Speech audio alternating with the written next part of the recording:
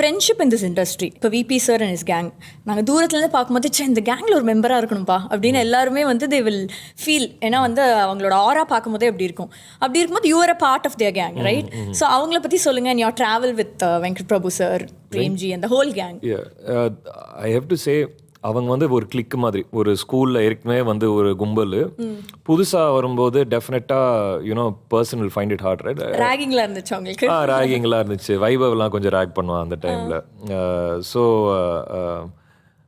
But அவங்க வந்து தே really, ஏன்னா நான் இன்ட்ரோவர்ட்னால I was very hesitant to go. I felt awkward to go and I had seen these people as actors. நான் கோவா பார்த்து ரொம்ப ரசித்தேன், சென்னை 28 பார்த்து ரசித்தேன். ஸோ இவங்க வந்து திடீர்னு I'm working with them. I felt அவங்க அங்கே நம்ம வேறு நியூ கமர்னு அந்த மாதிரி நான் ஃபீல் பண்ணேன்.